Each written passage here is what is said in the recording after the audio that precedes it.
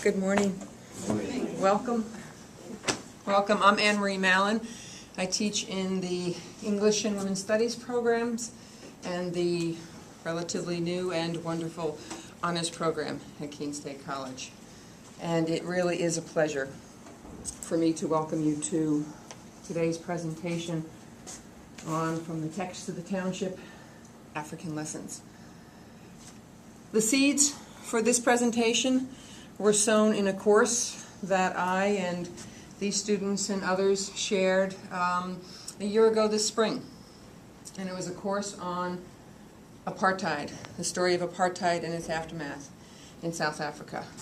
That course provided the context for the two trips that these students are going to tell you about today, trips to South Africa and to Namibia. The course also provided the context for the launching pad for the work that these students did and the lessons that these students began to learn in the classroom, but that became fully realized when we traveled together to those countries.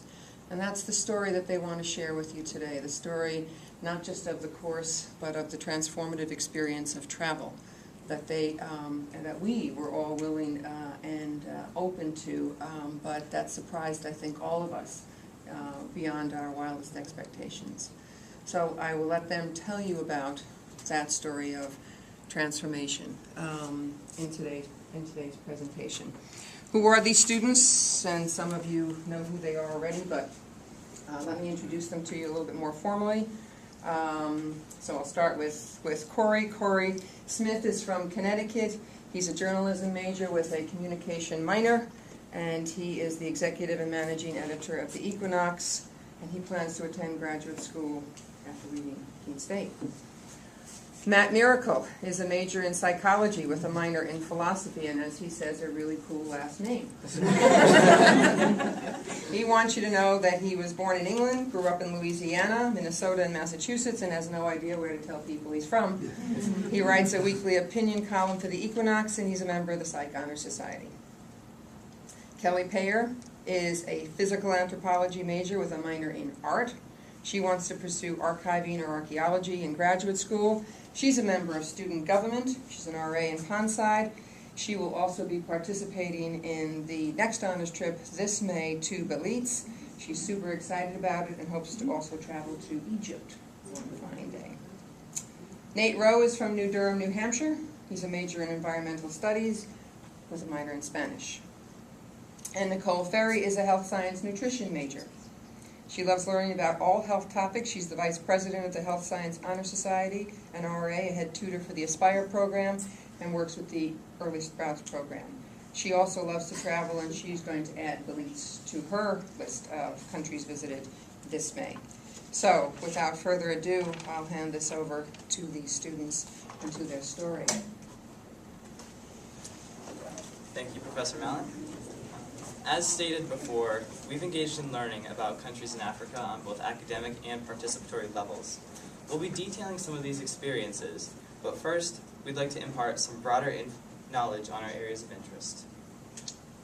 First, I'd like to read to you the abstract for this presentation. After studying the history of apartheid in South Africa, a student cohort traveled to South Africa and Namibia as a part of the honors study abroad experience in the spring of 2009. What we discovered was that there was more to learning than what books can teach. Our experiences traveling, living, and talking with the people of Africa gave us the opportunity to explore healthcare, ecotourism, environmental issues, a changing political atmosphere, and the effects of poverty from an entirely different perspective. We will be discussing our increased awareness of each topic in order to promote our new definitions of global consciousness and citizenship. And now we would just like to present to you some quick facts about our countries. South Africa, as you may have guessed, is located on the southern tip of Africa. It's made up of 9 provinces and is about 1/8 the size of the U.S. The population of South Africa is over 49 million, with 80% of its population being black, 10% white, and 10% colored. The diverse population is represented in the flag, as you can see, that Corey hung up over to the right of our presentation, as well as on screen. The colors there, red represents the bloodshed or the activists, white for the white population, blue for the skies or the ocean, yellow for the minerals, green for the environment, and black for the non-white population. There are 11 national languages. The three most common are English, Zulu, and Xhosa.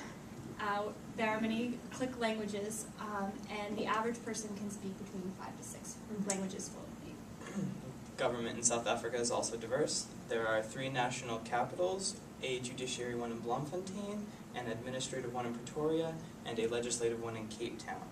In addition, the country has over 100 nationally registered political parties, including the African National Congress and the Democratic Alliance. And South Africa's first day, Freedom Day, was April 27, 1994, when they had their first democratic elections. And the capital of Namibia is Windhoek, which is located in the center of the country. As well, it was declared independent from South Africa in 1990.